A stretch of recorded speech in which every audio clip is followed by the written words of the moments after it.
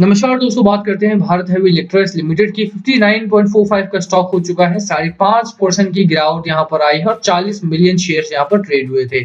बात करेंगे इस वीडियो में कि बाजार में हो गई है भारी गिरावट और इस गिरावट के पीछे है एक नया कोविड वायरस। बात करेंगे उस कोविड की भी नए वेरिएंट की और क्या आपको यहाँ पर भेड़ से निकलना है। जो भी शॉर्ट कवरिंग लास्ट डेज आपको देखने को मिली थी वो भी वाइप आउट हो चुकी है। तो क्या ऐसे में अगर आप यहाँ पर स्टे करते हो तो कितना प्रॉफिट आप बनाओगे या कब तक आपको एक अच्छी रैली इसकी शुरुआत देखने को मिलेगी। ये जो गिरावट यहाँ पर हुई है वो कब तक होगी, सपोर्ट कहाँ पर है, क्या यहाँ पर सपोर्ट है 60 के आसपास तो सपोर्ट था वो ब्रेक डाउन हो चुका है, क्या 55 का सपोर्ट काम करेगा या नहीं, उसकी भी बात करेंगे यहाँ पे। चलिए शुरू करते हैं, पर उससे पहले अगर आप चैनल पे नए हो तो प्लीज चैनल को सब्सक्राइब कर दो and hit the bell icon ताकि आपको नोटिफिकेशन मिल सके।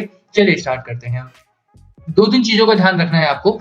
सबसे पहले अगर आप देखेंगे तो बाजार में भारी गिरावट हुई है और ऐसे में भी ये ना मौका होता है। आपको इस बात समझना पड़ेगा कि बाजार में जब गिरावट होती है और वो गिरावट किसी ऐसे रीजन की वजह से हुई है जो कि बहुत ज्यादा दिनों तक स्टे नहीं करने वाला है, तो वो एक मौका होता है खरीदारी करने का, बेचना नहीं होता स्टॉक को।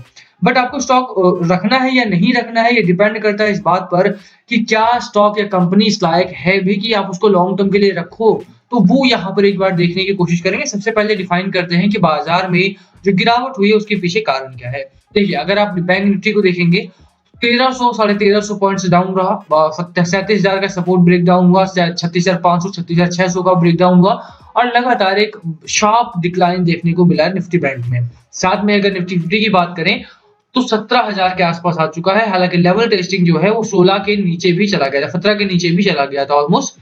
तो शार्प डिक्लाइन यहाँ पर भी है। और जो तेजी में रहने वाले स्टॉक है आपके सामने वो है सिप्ला, डॉक्टर रेड्डी, डिवीज लैब, यानी कि फार्मा सेक्टर में थोड़ी सी रैली यहाँ पर देखने को मिली थी।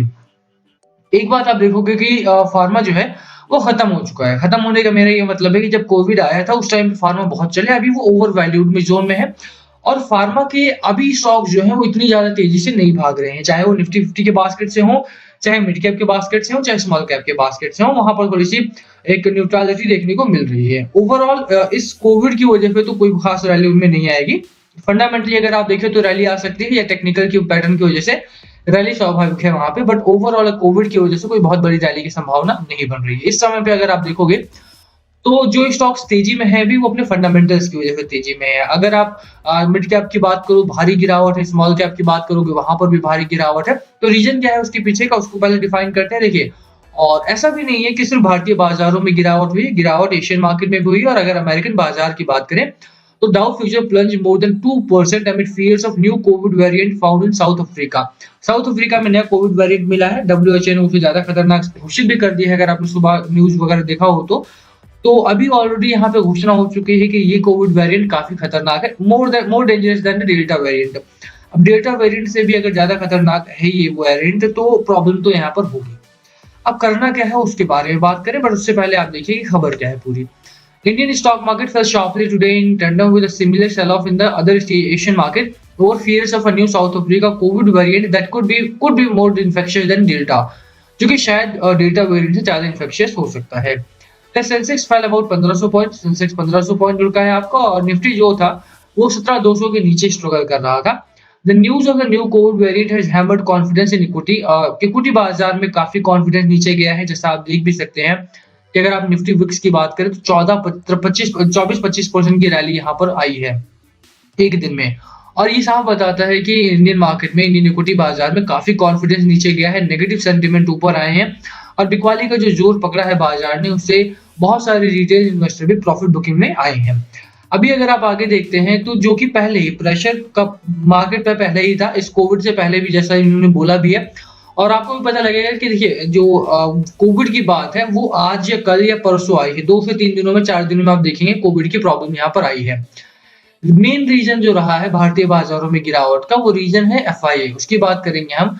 क्योंकि अक्टूबर सीरीज में भी अगर आप देखेंगे तो काफी बिकवाली एफआईआई की तरफ से आई थी। नवंबर की शुरुआत से एफआईआई बिकवाली में है, बाजार सपोर्ट नहीं ले पा रहा है। कोविड एक रीजन हो सकता है बट एक माइनर रीजन है ये, ठीक है। क्योंकि डेल्टा वेरिएंट की जहां तक बात रही तो डेल्टा वेरिएंट आया, केरला में 8-9 केसेस हमारे देखने को मिले, असम में 2 से 3 केसेस देखने को मिले और खत्म हो गया। डेल्टा वेरिएंट का इतना ज्यादा असर नहीं पड़ा। जो कोविड-19 एक जो फ्रेश वेरिएंट था जिसकी वजह से पहला लॉकडाउन लगा और दूसरा लॉकडाउन लगा वो ज्यादा खतरनाक था इंडिया के पर्पज से। और डेल्टा वेरिएंट जो उसके बाद आया था उसका उतना अहमियत तो भारतीय में नहीं देखेगी, भारत में नहीं देखी गई थी। अभी डेल्टा वेरिएंट से ज्यादा खतरनाक वायरस है और ये प्रॉब्लम कहाँ क्रिएट कर रहा है वो देखो आप। Just as this particular tail risk was melting away into the background, scientists in South Africa have announced they have discovered a new COVID variant which could potentially be more transmissible. South Africa के scientist ने इसको ढूंढ निकाला है, discover किया है। ऐसा नहीं है कि इस वायरस की वजह से, इस वेरिएंट की वजह से बहुत सारे लोग बीमार पड़ रहे हों या मर रहे हों, ऐसा नहीं है।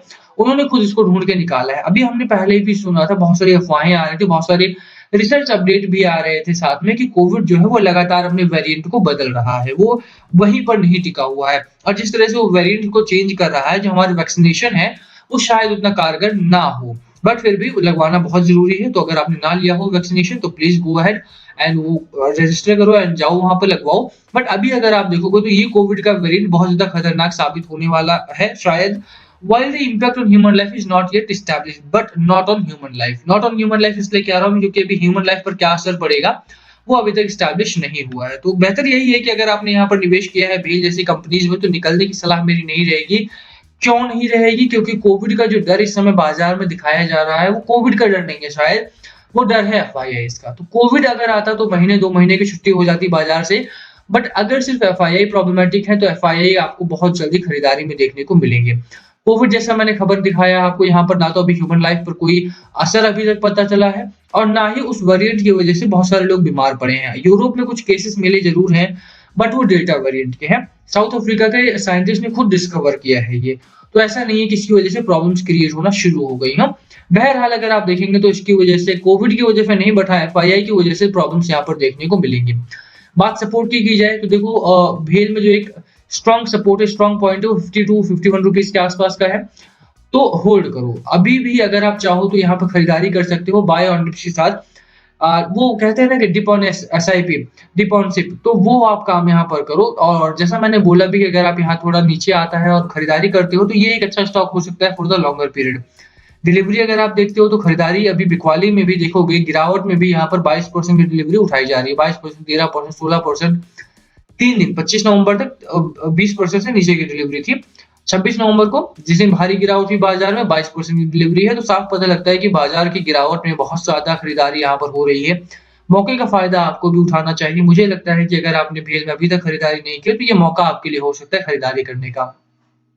थोड़े से अगर फंडामेंटल्स की बात करें, देखो कोविड आएगा तो जो ऐसी कंपनीज होती हैं, जनरल इंडस्ट्रियलिस्ट कंपनी होती हैं, हैवी इलेक्ट्रिकल इक्विपमेंट बनाती है कंपनी, और लास्ट टाइम मैंने इसका आपको पोर्टफोलियो भी दिखाया था कंपनी का कि ये लोग पावर सेक्टर से लेकर के मेटल सेक्टर और वाटर सैनिटेशन वगैरह, कंस्ट्रक्शन वगैरह में काम करते हैं। ऐसी कंपनीज को हैमर किया जाता है जब कोविड आता है, लॉकडाउन वगैरह लगता है।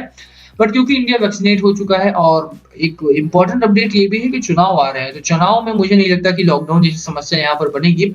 और अगर चुनाव नहीं आता है, मतलब लॉकडाउन नहीं लगता है, तो ये जो ग्रोथ है ना 1032 करोड़ से 67 करोड़ का जो मिनिमाइजेशन है, लॉस मिनिमाइज हुआ है, कंपनी आपको लगातार इस ग्रोथ को बरकरार रखेगी। अगला क्वार्टर आपका काफी बढ़िया हो सकता है। तो अगर आपने अभी तक खरीदारी नहीं की है तो ये मौका हो सकता है खरीदारी का, और अगर आपने बाय किया हुआ है तो स्टे अहेड, आप रुको यहाँ पे, क्योंकि बहुत ज्यादा जल्दीबाजी में पैनिक सेलिंग आपको यहाँ पर नहीं करनी चाहिए। RSI 47 का है, बहुत ज्यादा गिरावट यहाँ पर एक्सपेक्ट ना करके चलो। मैगनी यहाँ पे लिटिल बेरिश मोमेंटम में जरूर गया है, बेरिश टू न्यूट्रल मोमेंटम में है, तो थोड़ा सा दबाव जरूर रहेगा स्टॉक के ऊपर। 20 डे मूविंग एवरेज के नीचे आ चुका है यहाँ पे, और 9 डे मूविंग एवरेज के भी नीचे ट्रेड कर रहा है। हालांकि 44 डे के ऊपर है, तो साफ है कि यहाँ पे बहुत जल्द ही एक अच्छा खासा बाउंस बैक भी देखने को मिलेगा। कोविड की प्रॉब्लम नहीं है, FII की प्रॉब्लम है। 18,000 करोड़ का माल पिछले 5 दिनों में कोविड मतलब FII ने डंप कर दिया है, तो उसकी वजह से बाजार में प्रेशर है, तो वो जल्दी रिजॉल्व होता हुआ दिखाई देता है। होल्ड करने की सलाह है। बाकी last call always be yours. क्या है आपके स्ट्रैटेजी स्टॉक को लेकर के, प्लीज कमेंट करके शेयर करना। वीडियो ही खत्म करते हैं, पसंद आए तो लाइक करना, चैनल पे नए हो तो सब्सक्राइब किया भी ना मत जाना। Thank you for watching and yes please comment अगर कुछ पूछना हो तो। Thank you.